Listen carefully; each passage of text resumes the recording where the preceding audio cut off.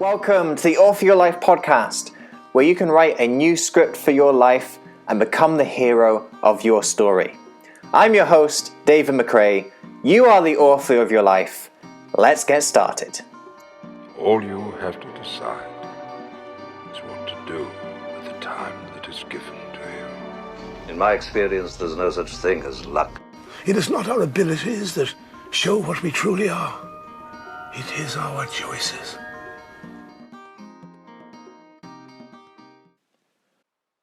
Hello, story changers, and welcome back to another episode of the Author Your Life podcast.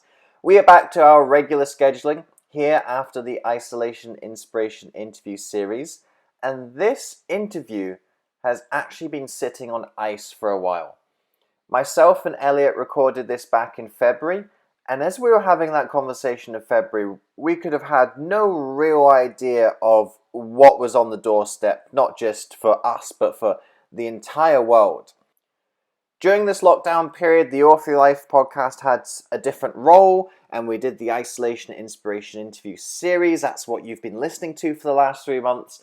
Now that we're starting to come out of the peak of this experience, I'm thrilled to be able to bring this interview to you finally. Elliot's been very patient waiting for this to come out. I've been very patient waiting to release it to you. And I think you're going to really enjoy this one.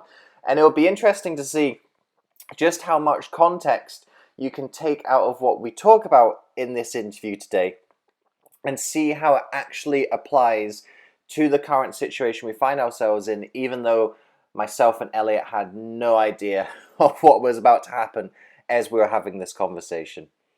So let me tell you a little bit more about today's guest, Elliot Reeves. Elliot is a highly accomplished broadcaster, speaker, and advisor, as well as creator of The Elliot Reeves Show, host of 30 Minutes with Elliot Reeves, and founder of Inspired Edinburgh, a pre-eminent video production and media company centered around a world-class online talk show and a top 20 UK-ranked philosophy podcast. In 2016, inspired by renowned podcasters such as Joe Rogan, Ferriss and Brian Rose, Elliot resigned from his role at a top asset management firm to pursue his true passion, having powerful conversations with fascinating people.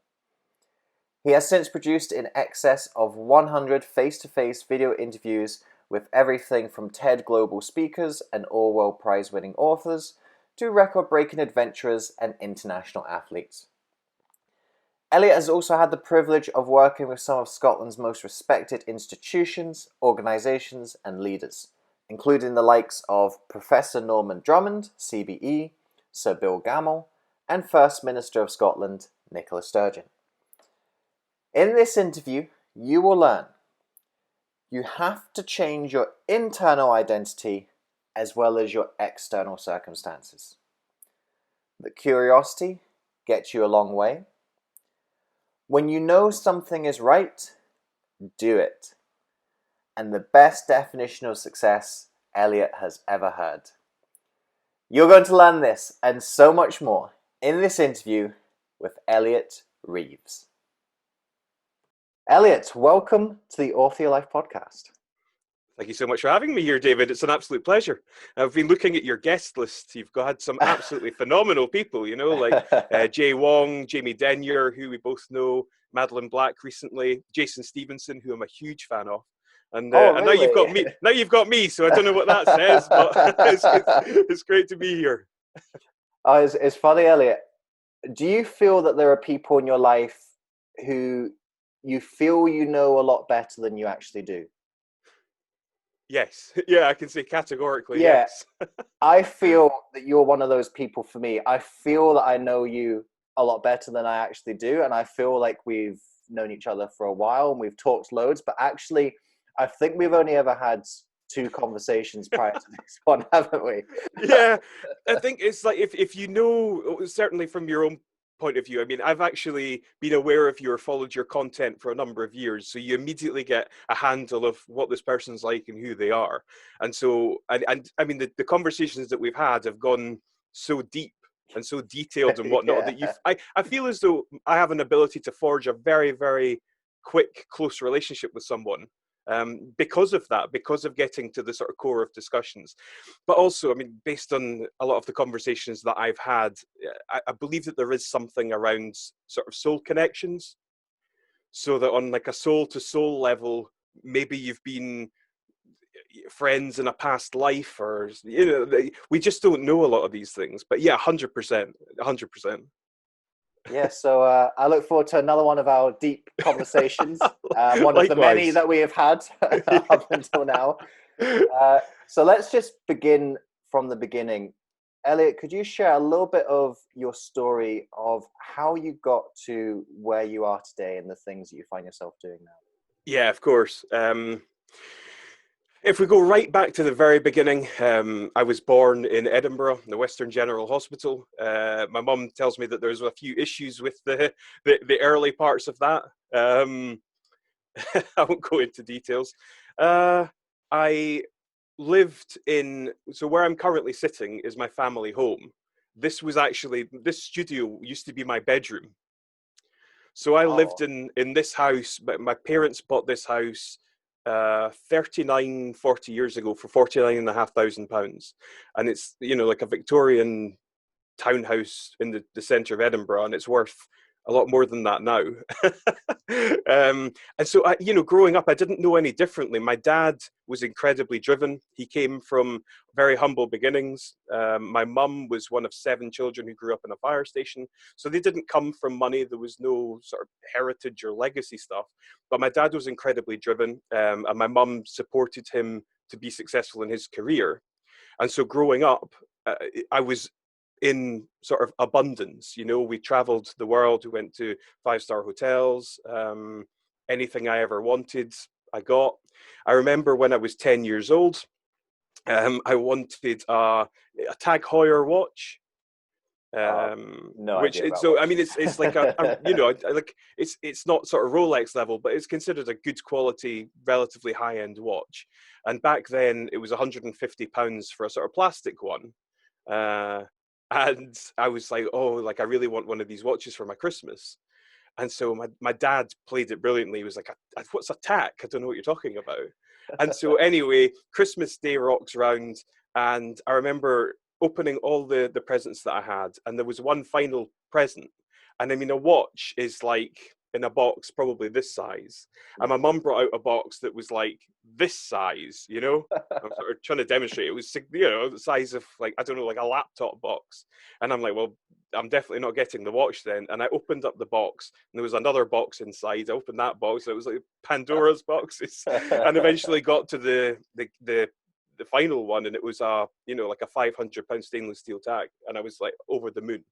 So, and look, I don't want to sound as though I'm being like braggadocious. I'm just trying to set the scene in terms of like, I never had it hard.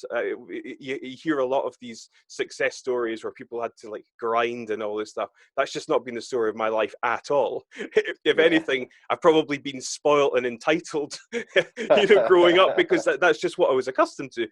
So I was educated. I went to private school. I was at Stuart's Melville from nursery. When I was 3 days old, my dad signed me up to go to that school. I was there from, like 3, 4, up until probably 13, 14. So my mum and dad divorced when I was 13, 14. My dad went on a business trip to Bulgaria. He met a woman that he fell in love with, and they're still together. The rest is kind of history. He couldn't give her up, so he married her and brought her over to this country.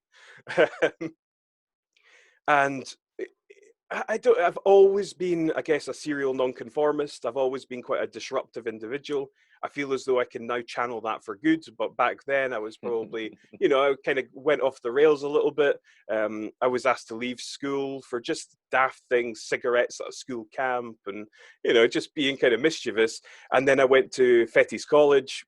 Some people might not know that as the school that Tony Blair went to. I don't think that's not a great affiliation, to be honest. But so, I mean, that was an amazing experience. I was there for 4 years, and like one of the main threads that runs throughout my life, and this is the thing when you're sort of telling your life story, is that people tend to focus probably on the sort of career path, when in actual fact there's maybe 10 different versions of stories that you could tell from different perspectives. And so I've always struggled with my weight. I was watching one of your videos last night, which was fascinating. You were talking about eating addiction, and I didn't realize it was something that you've kind of battled with yourself as well. I hope you don't mind me saying that, but it's on the internet. I mean, it's out there It's on on the public. internet. And so, I mean, that's been a common thread throughout my life. But when I was at Fetties, one of the teachers said to me, I was playing for the 4th 15 rugby. And he said, if you lose 2 stone, I was playing like prop or number 8 at the time, because I was quite good with my handling skills and all that stuff. He said, if you lose 2 stone, I'll put you at standoff, like number 10, which is sort of the key, the sexy playmaker. Position, yeah. That's exactly what it is. Yeah. And so I was like, oh, that would be sweet. And also, you're kind of growing up, your hormones are racing, there's girls and stuff. So you're like, oh yeah, I need to up my game. So, I mean, I would have been probably 20 stone at like 13, 14. And I probably lost, I would think 5 or 6 stone. I think I got to about 14 stone was probably about the lowest I got to. But my core identity never shifted, and I never fully appreciated it. I remember once seeing video footage of myself. One of my friends at school had a camcorder, and he filmed it. And I remember watching it back and being like, geez, who's that? I didn't actually recognize myself as the person in the footage, because I always had this underlying thing of being a bigger person. Yeah. So, yeah, went off the rails a little bit, went to school at Fetties, which I really enjoyed. I eventually played for the first 15. I was a good golfer when I was young. I left school with, my dad had steered me pretty hard to do, say, law at university. I think he was regretted never being a lawyer himself, or knew people that were lawyers and they were living a good quality of life. So he tried to steer me down that route and incentivize me. And I hope he doesn't hate me for saying this, but he said he'd buy me a Porsche Boxster if I got the grades to do it, right? So I got the grades to do it at like Aberdeen or Dundee. But I couldn't get insured. It was £10,000 plus a month to get insured. So I got a brand new BMW Z3, which was very nice as well. I went to university eventually in Edinburgh. I took a year out to do clearing.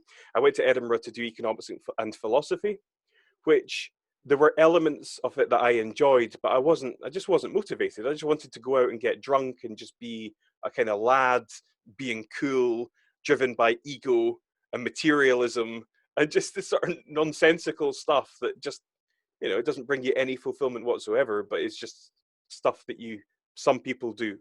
I was one of those people. And so I did that. I changed course a couple of times. I did sports science. I did estate management, which is what my dad practices as a chartered surveyor, in the hopes that he would get me a job. And then the global financial crisis happened. Oh. And then I'm like, okay, where do we go from here? And so, during my university career, I was reflecting on this. It's funny. There was 2 jobs that I had whilst I was at uni, just sort of part-time stuff. One of them was working in a call center for a company called Unibind Systems Limited. They sold binders. Oh. So has to. Companies create documents, but they had this revolutionary way of, it was a special spine that had a glue in it, and you put it on the machine and it welds all the pages together, and it was like amazing, And so my job was to phone up companies and arrange meetings for the salesperson to go in to sell the binder, which I have to say, it actually gave me really good experience of a lot of things at that time. And would pave the way for my later career, funnily enough. And the other job that I did was a doorman, a bouncer at nightclubs. I did that for a while as well, which was it was an interesting experiences. So when I left university, I took really the first available job because I wanted to earn money, and it was working in a call center for a big bank in Scotland. No guesses, no surprises who it was. I worked there for a few months. That was 5 p.m. till 11 at night. I think it was for 4 days a week. And then on Saturday, it was a 12-hour shift, which was a grind. Because you're mostly speaking to people who don't particularly want to speak to you. A lot of them are angry. A lot of them can't access their money, or they just want a balance, or, and it's a challenging environment in which to work. And then one of my colleagues moved to another company, I followed him. It was working in a customer loyalty / retention department, financial services again. So people would phone to take their money out of their investment, and in a nice, pleasant way, you're to talk them out of it, in essence. And then from there, an opportunity came up at an asset management company. And it was a fixed term contract, but I was determined to take the job and make it work because I was frankly fucking miserable. I hope you might need to blank that out if you don't want swearing, right. but it has to be said that that was a really, really dark low point in my life. And so I went to this asset management company. I absolutely loved it because having come from a sort of high level or elite education, you can't buy yourself into a good job. It has to be earned on merit. Mm-hmm. And so this was like, at long last, I'm at a company that is respectable and award winning, and lovely offices and all the sort of bells and whistles to go with it. I flew to Sydney business class, and all the sort of good stuff. They had a beer trolley on a Friday afternoon. Like, absolutely brilliant. And so, I loved it there. Absolutely loved it. The interesting thing here is there's a quote that I heard that was, fall in love with your job, but never fall in love with your company, because you never know when your company will fall out of love with you. Oh. and that for me it's just so apt, because I absolutely fell in love with the company, but for whatever reason, it just wasn't to be my path. I thought it was my destiny, and it wasn't my destiny. And so events happened, other things aligned. I started doing an interview show podcast, at the time under a different brand. I did that for a number of months. I was becoming increasingly unhappy in my job. I was loving what I was doing with the podcast. And so it became a no-brainer. Like, the universe was just telling me to go take this path. What is it? Two roads diverged in a wood, and I took the road less traveled by, and that has made all the difference. That's really been the story. I decided to take this route, and I'm still doing it. It's hard work, but it keeps me on my toes, and I love it. I love what I do. So here we are. I mean, that's an origin story, David. I don't know if that's what you expected or wanted, but there you go. No, I mean, your story is your story, so it can only be told the way it happened. And I think there are things to pick out of that. The first thing that really intrigued me was when you were talking about identity and self-concept, that you actually didn't recognize a film of yourself. And I'd like to pick that apart a little bit more, because I think a lot of people want to make changes, and certainly that's why they're listening to this podcast, and certainly why they follow me and what I do, and that's what I try to help people do is to make changes in their lives. But I think there is this situation that comes up when some of the external changes happen faster than the internal changes. I'm sure you've observed this as well in other people who you've spoken to and who you've interviewed. What do you think you need to do in order to keep the internal changes going at the same pace as the external changes? That's such a good question. I think I just think that, for me, it was just really difficult to integrate this new identity. So I think a big part of it often is your reasons for doing something. So my reasons for doing it weren't to be healthy. They weren't to be necessarily a better version of myself. They were basically to be like more attractive to women. And I mean, to be frank, like that was one of the reasons. To get like a position in a rugby team. Really, that was just to be like utterly clear. That was the catalyst. I didn't wake up and think I need to change because I'm overweight and I'm unhappy, and this is why I need to do it. So had my reasons have been different, and I had sort of aligned that with my inner self more, that would have been a better approach.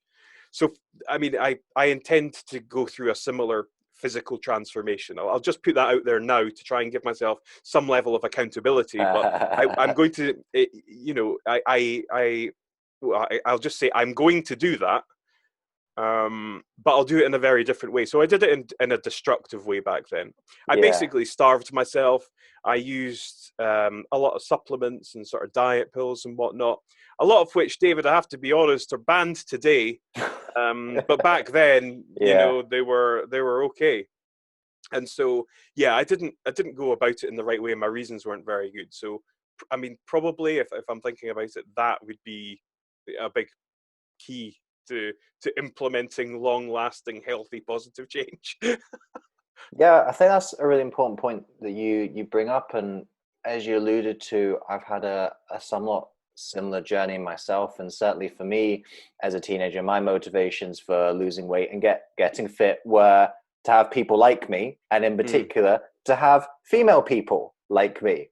And that was my motivation for, I mean, 10 years, basically. 10 years, that was my motivation for exercise, for fitness, for maintaining looking the way that I looked. And I remember about a year into my current relationship with she wasn't my wife then, but my wife to be. And I was just in the gym one day and I was like, why am I doing this? I had just lost the drive and impetus to actually keep on doing that, because my motivation, that was no longer my motivation, because I was in a great relationship and I didn't worry about what people thought of me, and I didn't need that kind of social sort of validation anymore. Yeah. So I stopped going for about 3 months, and I actually became depressed with a small d, in terms of like my energy was lower, my drive was lower, like my get up and go just wasn't right.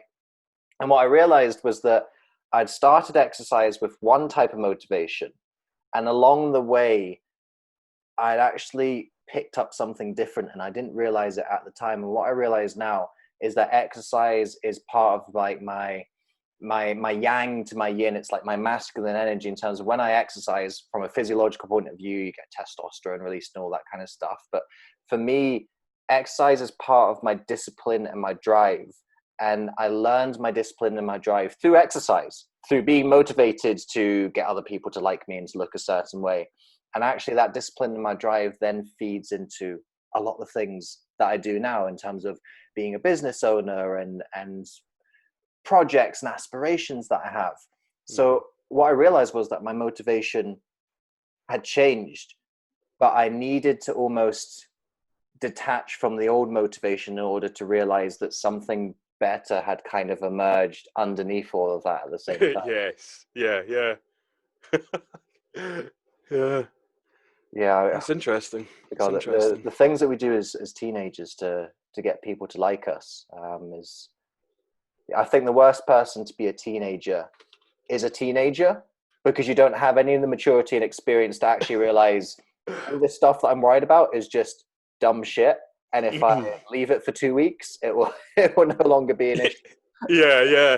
You know, this is one of the things. I'll sort of digress for a minute, but this is one of the things that I think fascinates me about the way that the world is at the moment, because we've got a situation where, I mean, I've been looking at. I don't know if you know who Jake Paul is. The YouTuber. Yes. Yeah. So there's like him and his brother, and there's like all these guys. I mean, they've got enormous followings. They've got masses of money, and yet they've got the, I guess, the sort of emotional intelligence of a young man. And so they're just acting on impulse and ego and doing stupid shit and getting themselves into trouble. And, you know, what are the long-term implications or ramifications of, say, Instagram, where people can, in effect, become millionaires when they're 10, 11, 12, 13, 14? And if their parents aren't doing a particularly good job of policing them or managing them, then it's so easy for people to just become massively destructive and go off the rails. Sorry, just a sort of casual observation, but it's something that I'm just like, where are we going with this? You know, I'm not sure. I think as a society, we need to start looking at a lot of these things a little bit harder. Yeah, no, it's funny that you should mention this. At this particular point in time, we had Pancake Day a couple of days ago. So Lent started. Now I'm not Christian, I'm not religious, but every year I use Lent as an opportunity to do a lifestyle experiment. And this year I'm actually coming off Instagram for Lent because of the exact reasons that you said. I feel that there's this very toxic culture in Instagram, and it's a shame because there's some things on Instagram that are really good, and there's a lot of things that are really bad. But I just feel increasingly that I don't like the culture and atmosphere within Instagram, and a lot of it is like trying to become an influencer all the time and doing whatever you need to do to become an influencer, go on Love Island and all sorts of shit like that.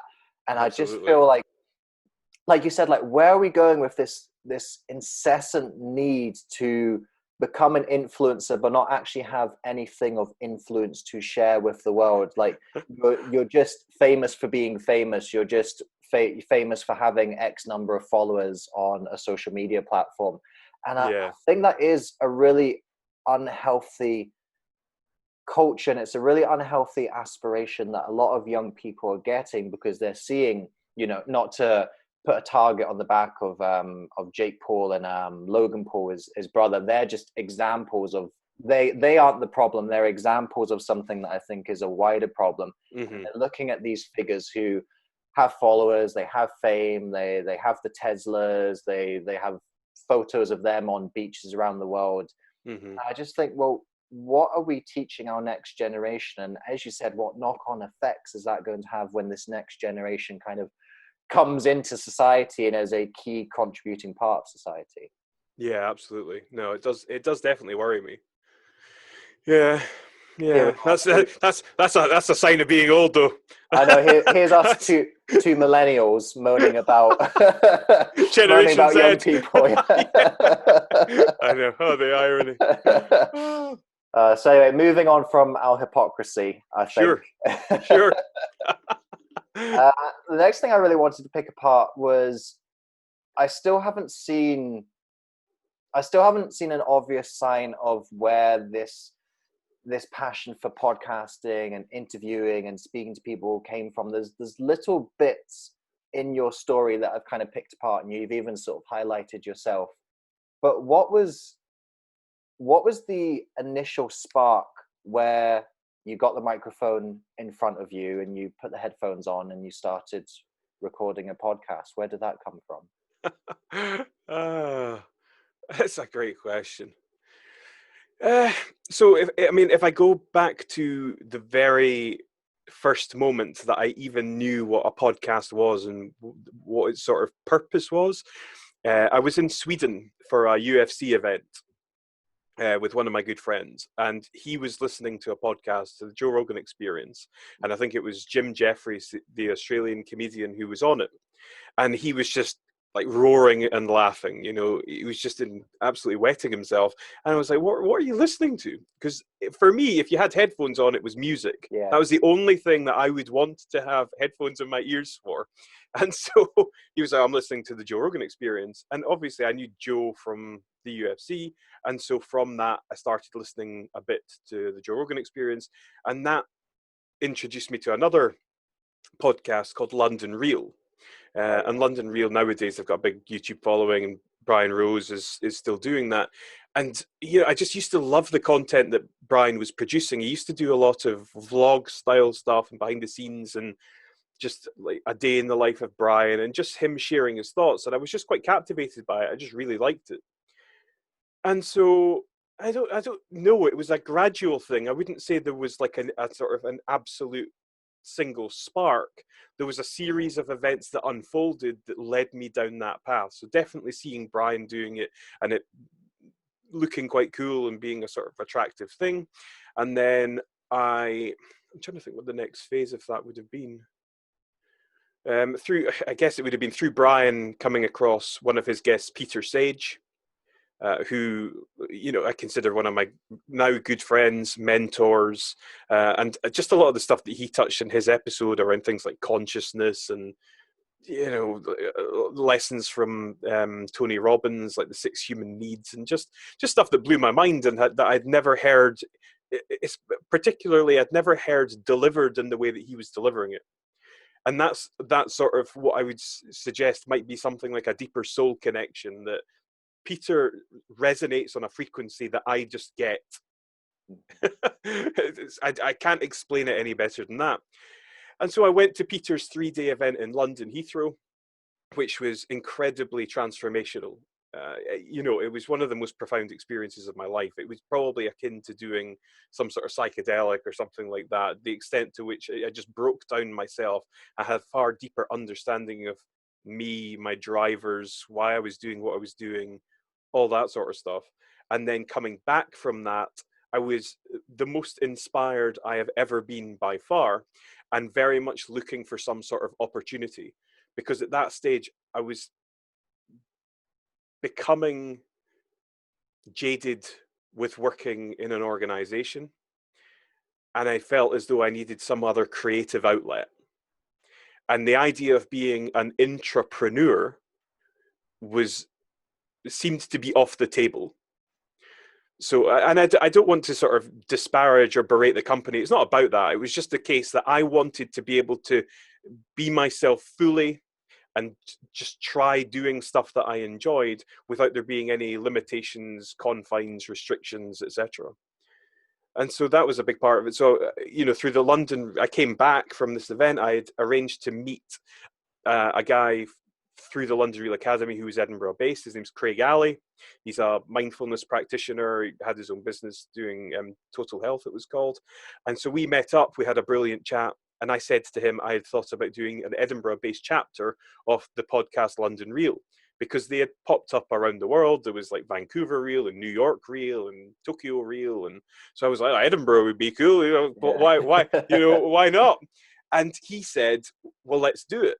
And he had done a bit of podcasting himself, and I was like, "Oh, holy shit! This is going to be fun." And it felt a bit like a passion project at the time, and so I went about kind of getting things in order.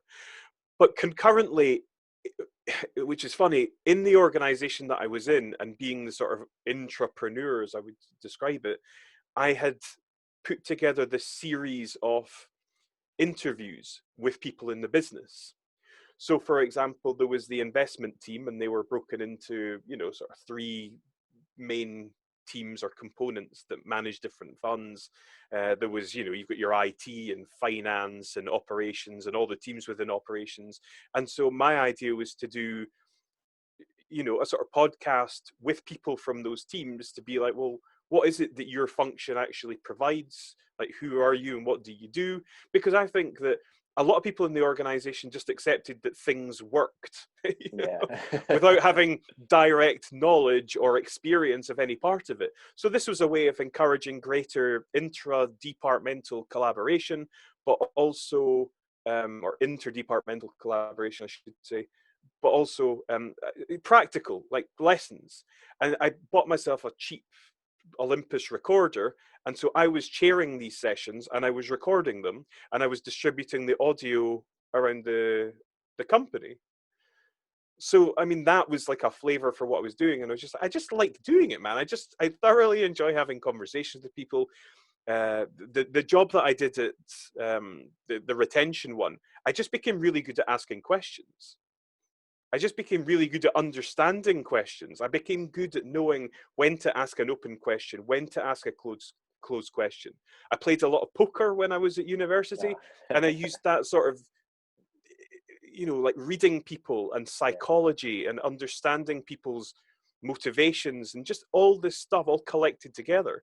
And then the experience of that my wife has had on me, because she's an incredibly deep thinker and an empathetic person, and so it's just all these influences. And then when I started doing it, I was just like, I just love getting deep into a person's consciousness and psyche and picking up little bits, and it's frankly, it's awesome. You'll know firsthand yourself how fun it is. It's just great. It's great. So I guess that's probably no one thing, a series of things. Yeah. I guess the key question now is, yes, you're unhappy in your job, and yes, you are finding a spark of curiosity and excitement from the podcast. And this is true for a lot of people, that there's something they're in that they don't like doing, and there's something they have dabbled with that they like doing. A lot of people struggle with making the jump, or maybe they're in this position right now and they're considering the jump, but they've got fear, they've got doubts over whether they should do it or not. In your particular circumstance, was there anything you can pinpoint as to what actually made you just quit, pack it all in, and go in for the podcast and follow this spark of curiosity and excitement that you had? There was something that you said earlier in that question that triggered a thought, and the thought's kind of evaporated now. And so I'll maybe just let that slide, and it might come back to me. Let me see. So your question is advice for people that want to take the plunge into something, but something's holding them back.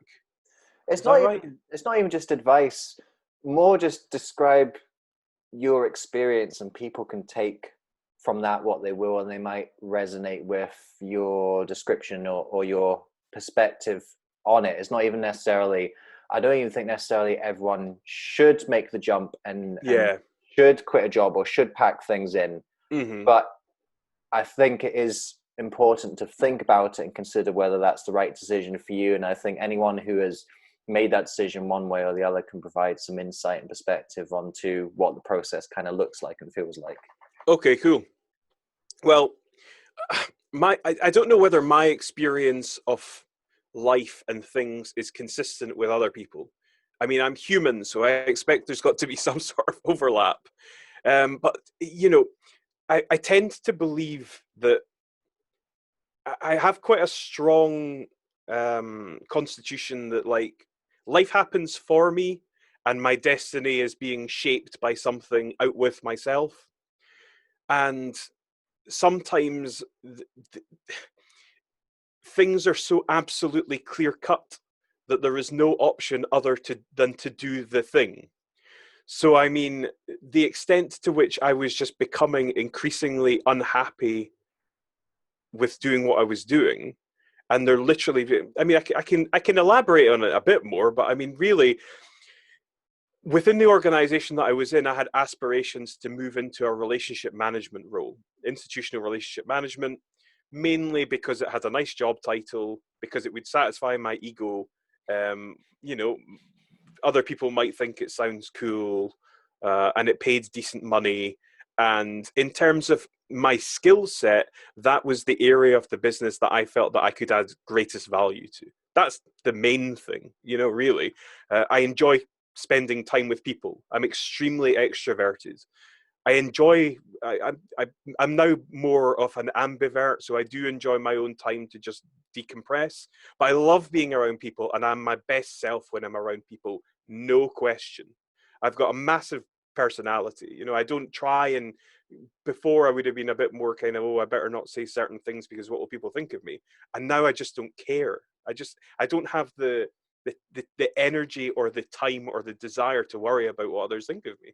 It just doesn't actually make any sense when you think about it. Just on that point, I mean, I was reading a book recently. I saw it in a Reddit forum, someone had mentioned it, and I think it's called One, None, 100,000. I think that's what it's called. And the idea, it's something like that. But anyway, it's the idea that there's no single Elliot Reeves that exists other than in my head. I'm the only person that knows me for me. You know me for being whatever your experience of me has been. My mum has got a certain experience of me based on my interactions with her and what she knows about me. My wife has one. My dad has one. There's no consistency throughout.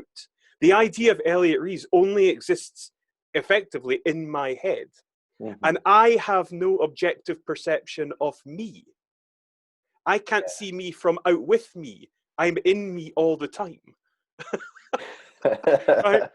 So like, this book is basically about this guy having a mental breakdown and an existential crisis around this realization that everyone sees him differently and he can't even see himself. So anyway, I just wanted to tell you that. But yeah, I mean, like, it just became so absolutely clear cut. I applied for a role within the company internally, which I didn't get. I know that I did a great job in the interview, although I was channeling like Dan Pena and Peter Sage at the time, which would be a dangerous combo for any people. Kind of like, fight fire with fire, I think, was probably my approach. Yeah. And that didn't quite go down too well. And so, like, I was going nowhere. I was probably regressing within that organization, and I was doing something where I felt so fulfilled. I felt so happy. I felt so passionate about it. It was just, everything was totally new. Everything was massively out with my comfort zone. Everything was stuff that I didn't know or understand and had to grow into that person. And it was just like, there wasn't even almost a decision to make. It was just an utter no-brainer. Mm-hmm. The one caveat, I would say, and it's important for me to say this, because I'm not going to be somebody that tries to sell people on an idea under false pretenses.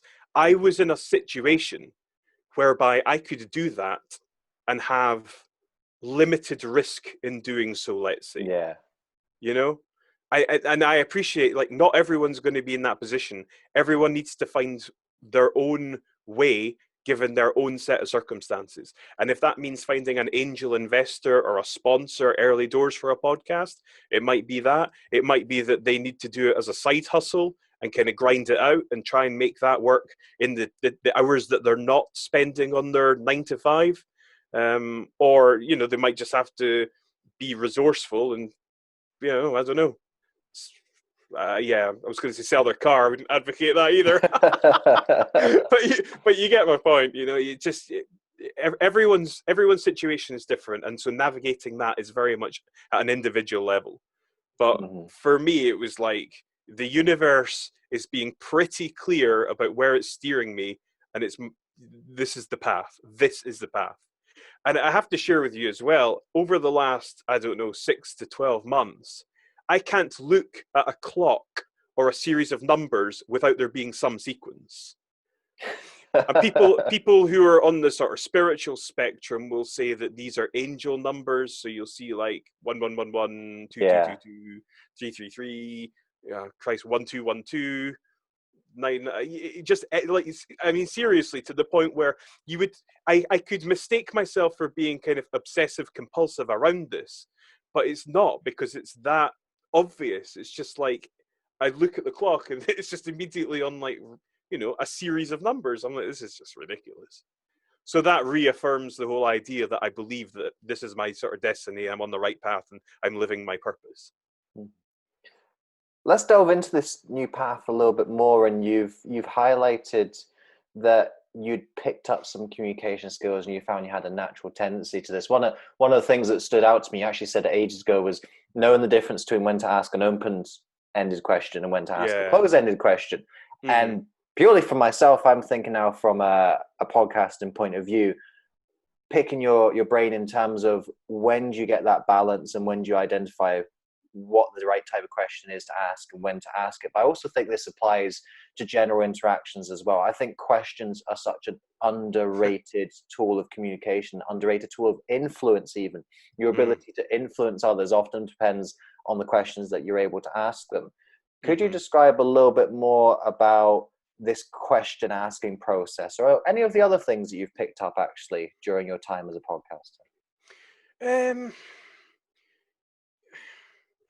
It's something that I've, like, throughout any given day, I ask myself, I don't know how many questions, but I'm always questioning stuff, which might just be an innate thing. A lot of it became second nature or intuitive because it's something that I've just done so much. But yeah, what is it? There's maybe like a Tony Robbins quote around asking questions, and like, people who ask better questions get better results type thing. And that there is zero doubt about that. I remember being, when I was working at a company, I was invited to this group. It was called, what was it called? It was for like young up and coming people within the organization. We sat with one of the lead fund managers in the organization. Well, was the lead fund manager in the organization, and I had jotted down a series of questions for him in advance for it. And so I asked one question, and he said to me, "You'll go far in life." And it always kind of stuck with me because it was just a question like, you've outperformed your peer group by X% over 10 years. What do you see that others don't? And I'm guessing that wasn't the sort of question that he got asked every day. It was just, and so he was just, I don't know. Anyway, I don't really know, man. I don't really know. I'm just like, I think a big part of it comes from just being really interested. I'm just horror. But I mean, I'm just like I'm super curious, and I just love to understand stuff at a really like a 5-year-old's level of understanding. So you can have sort of macro concepts and a high level understanding of a lot of things, but to truly understand something, you need to dig really, really, really deep. And I had a meeting recently with a chap called David Tanner, who was a Sky Sports broadcaster for like 18 years. He was, one of the sort of anchor men in the Champions League in Scottish football. And I met with him and we were talking about podcasting and broadcasting and whatnot. And he was talking about his favorite question. His favorite question is why? Mm-hmm. That's it. Yeah. Why? Like, how many times in a conversation could you ask why and just continue going with that and just peel back layer after layer after layer? And, so, I mean, from a podcasting perspective, I guess I've never really thought about it like this, but probably I see the guest as like an onion. And I'm just trying to peel every layer back to get to what is the absolute thing that resides within the deepest parts of this person. Yeah. But in terms of like how to learn how to ask better questions, ask more questions, be more interested. Why would you not be curious about this experience that we're in? It's absolutely insane when you take a step back and you actually think about it. Yeah.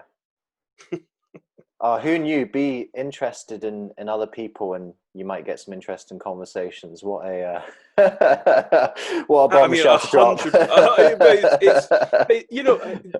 How many people live and breathe that? Yeah. I just don't know. But a lot of people are interested in themselves. A lot of people are, they are egoic or egocentric as opposed to being ethno or allocentric. They come first and everyone else comes after, rather than how can I serve everyone else? And, I take a slight back seat in that. There was another thing that I thought about there. I think it was like a quote or an idea. I'll maybe come back to that. I can't. Oh, you've been blasting out the quotes. I love a quote. Love a quote, man. Like I take screenshots. So there was a Jim Rohn CD that I listened to a long time ago that was like capture every moment, because everything's so ephemeral that if it gets, it can get lost or distorted in your memory. So capture moments. So take loads of pictures and like record stuff down. And like I screenshot and take pictures of stuff. I've got like, I don't know, 10,000 images on my phone, and that's having stripped out the majority of them. Mm-hmm. So inspirational quotes, I absolutely loved them. I still do, but I'm less obsessive. I mean, I would just go on Instagram and just absorb all this stuff. Like me too, yeah. Oh man, just like so good. It's like so nourishing. That was when Instagram used to be good. About 5 years ago, Instagram used to be good for that. Yeah. Mm-hmm. Exactly. And so, I mean, I've actually, a lot of my guests do this. I've sort of forgotten what your original question was, but I don't think it was even a question, actually. Fair enough. It's I said to you before we started, I know what it's like to be in the interviewer's chair. You've got the hard job because you have to steer things and you have to be ready when I stop. Yeah. And so I know that as a guest, it's easier for you if I just talk and give you the sort of breathing space to be able to ask the questions when you want to ask the questions. rather than just sort of, right, I'm done now, go. And it's Yeah. particularly answering questions in a in expansive way. You know, that's one of the things that I find frustrating as an interview, when people don't give you the full picture. Yeah. So I want to ask another question. Funny you should say that. Sweet, sweet. And this question, I wanna pick apart more of what your life looks like day to day just now, because you have made this big shift, and it's not just a career or purpose shift; it's a lifestyle shift as well. When you're in a 9 to 5 lifestyle, is different to a business owner entrepreneurial lifestyle. Are there any regular practices or habits that you swear by that you found really beneficial or really effective in your new lifestyle that you have now? um, there's a couple of things. There's like smartphone apps. There's a couple that are quite useful for me. So certainly in terms of just managing my schedule and keeping on top of stuff that I need to get done, there's one called Todoist that I use. So that's really good. That's just in terms of productivity and, you know, setting like, oh, I need to get this done by that time. I use that quite a bit. There's one called Calendly, which Mm-hmm. is awesome, which basically gives other people access to my diary to book time for meetings, coffees, interviews, that sort of stuff. So I use that, and that's a big thing. But I tend to not I don't like to overload myself in terms of my schedule. I like to kind of keep a couple of things each day if I can, and not be overwhelmed by stuff if I can avoid it. In terms of, I mean, like personal habits, I don't know to what extent they necessarily tie in, but things like meditation and mindfulness, trying to stay hydrated. That's an underrated one, actually. It really is. It really is. You need to be hitting those like 8 to 10 glasses a day. Yeah. I'm trying to think what else. I mean, I tend not to answer questions on the types of habits that I have, actually, which is interesting.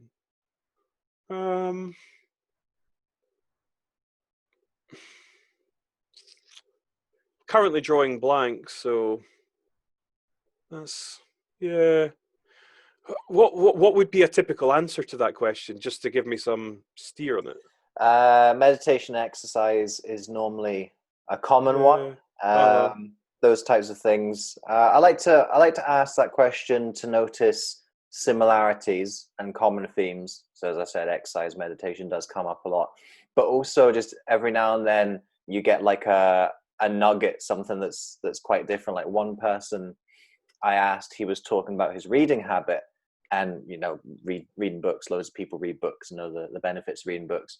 But when he was talking about it, he says the way that I read, I try to imagine that I was the writer writing the book, and what I was thinking when I was writing this particular section, and I'd never heard anyone talk about reading a book in that way, and that was something that's really stuck with me. That interview must have been, gosh, about 18 months ago or something like that. So Wow. sometimes you just get these kind of these nuggets, these sort of like left field answers on top of the yeah, I meditate and I exercise and I have a to-do list and this is my productivity and all that kind of stuff you'd generally expect to hear. Every now and then there's just something a little bit kind of wacky and different, and I quite like wacky and different ideas. There possibly are, but it's just I'm trying. It's I'm trying to think of it in context. Like what are the sort of things?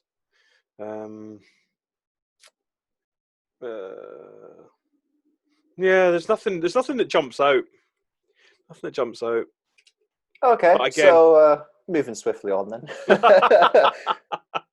Sometimes you get that. Sometimes the answer is just the mhm, answer. Like these are the things that I do, and I don't yeah. do anything else, so I can't give those as an answer. I'm trying to actually like based on interviews that I've done, if I've asked that in terms of like success habits and whatnot. Uh, yeah, I don't know. Like your sort of traditional stuff probably is the stuff that comes up. Anywho, There you are. You were moaning about people being too egocentric earlier, so we'll take it back off you and back off the I, and we'll bring it into a broader perspective. And we've kind of touched upon it so far in different spaces in our conversation. And I'll start off just with your personal experience, then I'll go even a little bit wider than that. From all of the people that you have spoken to and interviewed, is there anything in particular that you feel has really stood out and made you go, wow, or sort of really left a lasting impression on you? Oof. Let me see. Just like every conversation is so radically different, and I tend to be energetically quite sensitive to my external environment. So like the ideas and things that other people share, I'm quite like a sponge-like in sort of absorbing a lot of that stuff. I think you can learn something from everyone. There's bits and pieces of advice that stood out, like Mark Beaumont. I mean, that he was probably maybe my fourth or fifth interview ever, like when I was doing it under the Edinburgh Real brand. And I asked him his best piece of advice he'd ever received, and he said, become somebody that gets paid for who you are, not what you do.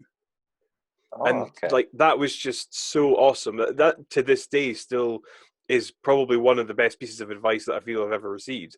And it's that being a key person of influence and, you know, doing stuff that separates you from the other people doing it. Love that.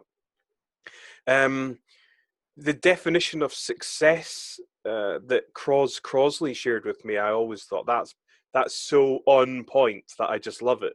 So I said, you know, how do you define success? Success is doing what you want to do, when you want to do it, and having the time and money to allow you to do it. And I was like, that's it. That is so it. That is success.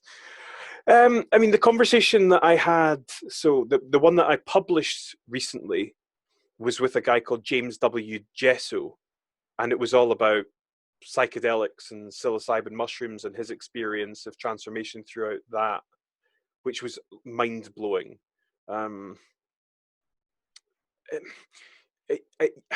This is, I'm trying to sort of find my answer within this. A lot of the beliefs that I had, a lot of the things that I used to think, I've kind of broken down via questioning and just kind of shattered them to the point where I don't really have particularly strong beliefs or leanings on anything. I just kind of am.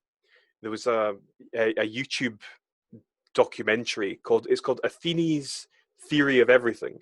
And it's this kind of pseudoscience type thing about psychology, and it's all about neurons and all that good, like the brain chemistry. But it says a phrase in it which I just thought, like, this for me absolutely blew my mind at the time. And it's talking about we have a skewed perception of what we are rather than what we actually are, which is a momentary expression of an ever-changing unity with no center. And I was just like that's unbelievable. Like going back to that 1,000, 100,000 thing, the idea of the self or me biologically is never the same, because, you know, my heart's pumping blood all around my body. This is in constant flux, but we tend to latch on to these like singular things of identity and pull them through our entire life, when in actual fact you're just like in constant disequilibrium. Yeah. Really? Yeah. You're constantly having to adapt to your environment. You're always different. You know, what is it they say? You can't go to the same river twice because you're different and the river's different. Yeah. You've probably heard that. But... Yeah. So yeah, I mean, I think your question was about advice. I've kind of gone off a little bit, but yeah, I mean, there's so much. It's so overwhelming. I'd probably have to go through every episode again and be like, oh yeah, that was really good. That was really good. Yeah, I think you sometimes you forget the wisdom that you already have. Oh man, in terms of what you've learned and also from what you've heard from other people. I thought about that before coming on this call today. It was like the amount of stuff that I've forgotten. Yeah. It's just unbelievable, like the wealth and the depth of the knowledge. But I mean, like wisdom's something that's really probably a deeper level. That's some stuff that's ingrained, and so that you just kind of know before you know. Yeah. Like situations that you've learned from, and just just life experience. Mm-hmm. So taking things further, as I promised to do, from just the people that you've spoken to and you've interviewed, and again we have kind of touched on this a little point at sort of points throughout the conversation. I look at a world right now and I see it being very divided, and you actually said that you've managed to sort of separate yourself from a lot of kind of positions and opinions and look at things in a very objective way, and that's not really happening elsewhere in the world right now. People are becoming very entrenched in this way or that way, us versus them. How do you think we can bring more love into the world? Wow, what a great question. You're 100% right. The amount of hate that you see all around you, like in terms of social media, and like, I was talking recently about Scottish football matches that for me, they're just a conduit to kind of hate folk. So that like they're separate from me and I hate them and I'm here and this is my stuff. It's like, fucking hell, man. Like, it's crazy. It's crazy that we haven't evolved beyond that. We consider ourselves a fairly evolved species, and we have the consciousness and the ability to perceive the infinite, and yet we're still warring over each other about who believes in what creed. Or it's absolutely ludicrous. If we all came together as a collective to work towards a better future, we could do unbelievable things, not just for ourselves but for future generations as well. And like, why we aren't doing it is just, I guess, testament to the relatively low level of consciousness that the world currently calibrates at. I mean, that's part of that's got to be parenting and education, the sharing of information, all that sort of stuff. I've kind of gone off your question a little bit again, to the point where I'm trying to get back to how do we bring more love into the world? Empathy and compassion. Put yourself in the other person's shoes. It was in How to Win Friends and Influence People. It's like chapter 7, I think it is. Put yourself in that other person's position, understand what it's like to be them at their level of understanding. There's none of that now.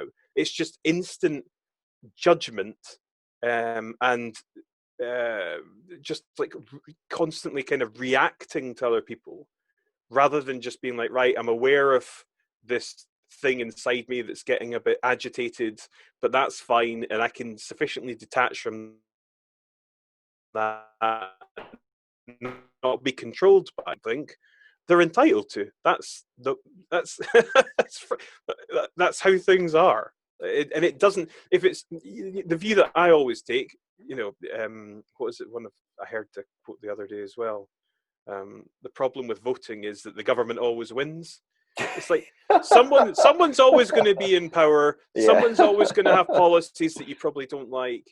It's just is what it is. If they're not impinging on my ability to have a conversation with you and do the stuff that I enjoy and just be myself and say the sort of things that I want to say, and I'm not sort of advocating free speech in an aggressive alt-right way. I'm just saying, like, as long as I'm not being arrested for just walking down the street, who cares? Just live and let live. It's not that difficult. Like the intro song to Inspired Edinburgh is from a guy called Raid. I can't say his surname properly. I think he's Serbian origin. And I heard his song and I was like, I messaged him and I was like, please, can I have the rights to use this music for my intro theme because it's so powerful? And I now use it as my podcast intro. And it's from The Great Dictator. It's the speech that Charlie Chaplin one, yeah. And I don't know if you know it, but I've just that. I don't know when it would have been said. It was probably in the 1940s, 50s, and it still stands to this day. Everything that he said was absolutely flawless. He said, "We have lost the way. Greed has poisoned men's souls, has barricaded the world with hate, goose-stepped us into misery and bloodshed. We have developed speed, but we have shut ourselves in. Machinery that gives abundance has left us in want. Our knowledge has made us cynical, our cleverness hard and unkind. We think too much and feel too little. More than machinery, we need humanity. More than cleverness, we need kindness and gentleness. Without these qualities, life will be violent and all will be lost. Like, that's the answer. Mic drop. Boom. Well, it can't be said better than how he says it there. And that, like, how much time has lapsed and how much haven't we progressed in certain ways? We've got devices that now enable us to do almost anything. We don't need to have information in our heads. It's there. We can film ourselves and put it out to the world. Like, it's just ridiculous, the amount of convenience and luxury that we have, to the point that we're degrading as a society because we're arguing about who's right and who's wrong. Nobody's right and nobody's wrong. Things just are. Just fucking chill out. Like, if you look at Carl Sagan's Pale Blue Dot, we are a pinhead floating in infinite space. Everyone that you have ever known resides on this little pin dot. It's so irrelevant in the utter scheme of everything that why would you care about anything other than just being grateful for this experience? I just find it like it just baffles me, David. So you've preempted my next line of thought, and I didn't want to do a mic drop there because there's a few more sort of themes and topics that I want to explore. But I am working towards the ultimate mic drop. So get something good ready. Scroll through your inspirational quotes, so we've got a good mic drop at the end. There's a series of kind of finalizing questions. And cool. Don't feel that your answers need to be short or succinct. We can go off and explore as we have been this whole conversation. Awesome. You preempted the first one, which was, what are you grateful for, Elliot? Oh man, like, genuinely, what's not to be grateful for? I'm grateful that I have clothes. I'm grateful that I have people in my life that love me and care about me. I'm grateful for my cat, who I adore. Enzo the Maine Coon. I look at him and I see the exact same as me. I see myself in him, because what we ultimately are at the core is just expressions of this whole thing. We're just little specks of universe trapped in bone and flesh. The ability to be able to experience all of this stuff should never be overlooked. It's absolutely incredible. When you step back and detach yourself from all the bullshit of everyday nonsense, which is interpersonal relationships or job stuff or bills or, like politics and the fucking media and news and just all the sort of bullshit stuff that happens in within life. When you step back and just, the people that have been in your life that are no longer in your life, having had the pleasure of being able to enjoy them and they still exist in your head. Everything's to be grateful for. Everything's to be grateful for. Even bad people are to be grateful for because they give us lessons. Yeah. They provide an opportunity to be like, well, there's a good reason not to be like that. Yeah. Or what can we learn from that person in order to be better versions of ourselves and how to create better societies? Like, everything's a lesson. So yeah, man, gratitude. Yeah, I don't actively practice gratitude as I'm going to sit and write down 10 things that I'm grateful for every day. I just, like a daily, just try to breathe and just be in the moment.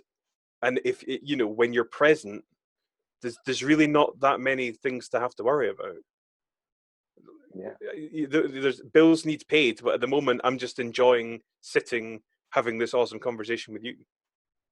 Yeah, that's something to be grateful for. I'm glad you mentioned that as well. Bonus points.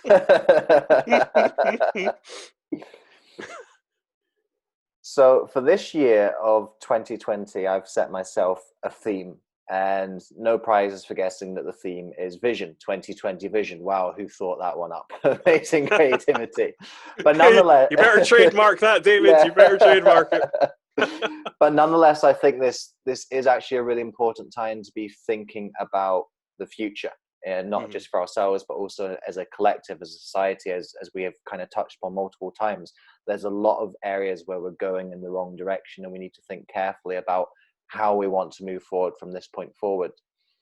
For you, Elliot, what is your 2020 vision? What are you working on this year, and what are you ultimately working towards beyond 2020 as well? So the last few years have really been crucial in building the foundations and the brand of Inspired Edinburgh.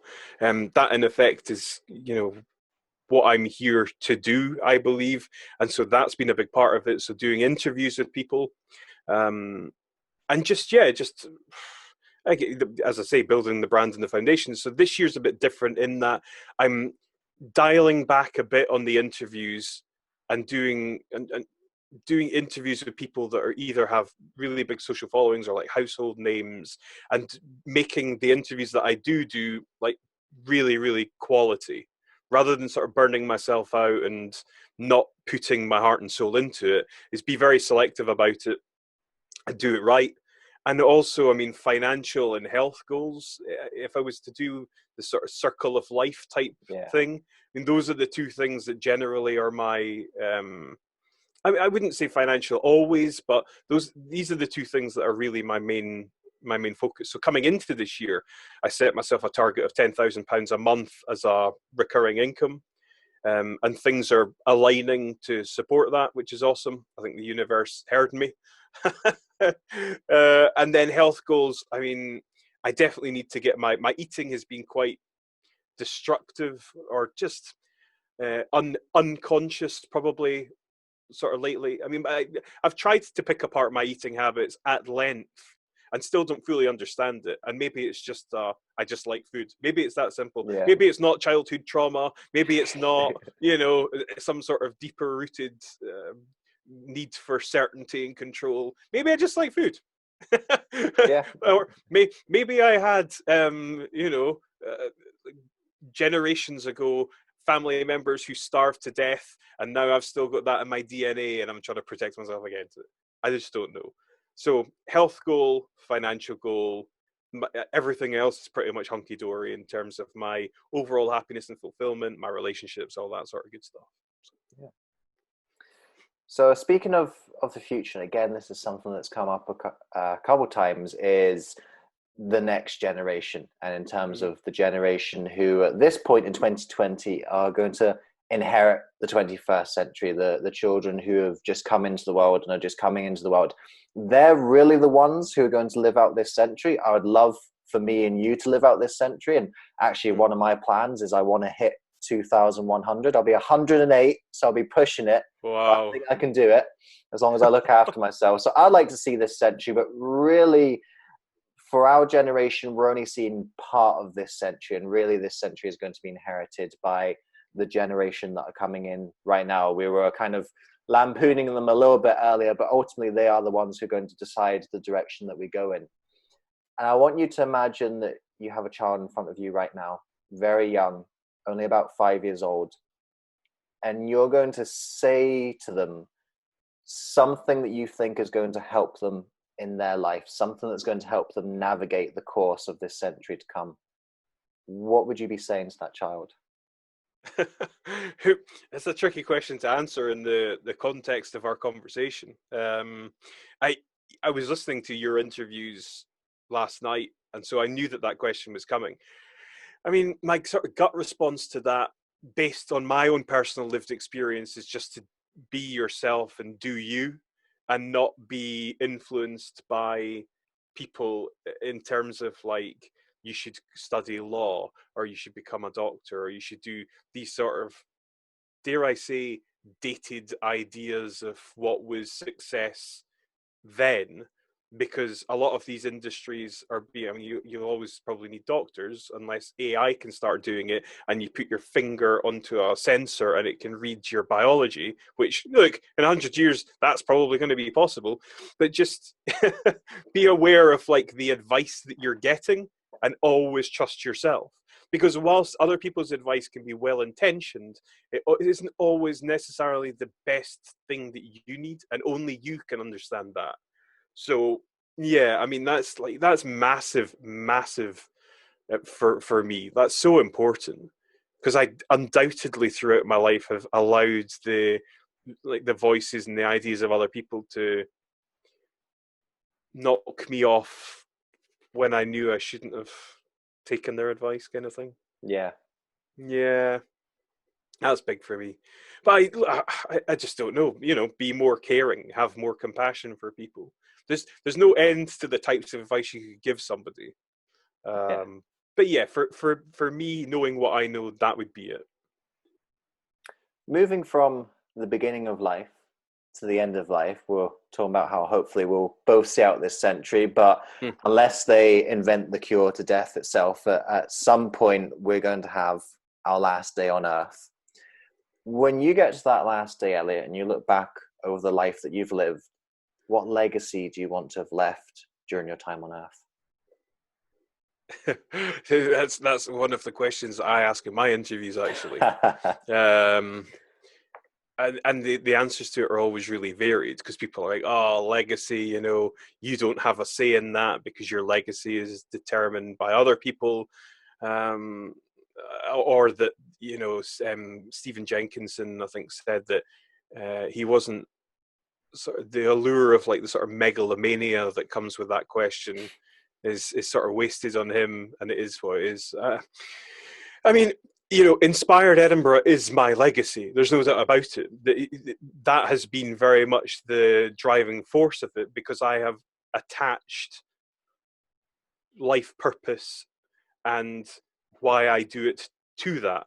So like the body of work that I create doing the interviews and whatnot, I relate to like Leonardo da Vinci in creation, you know, in the sort of creation of pieces of art. I mean, I'm essentially documenting my life's work through a series of interviews in a sort of bizarre way. So yeah, like that will outlive me.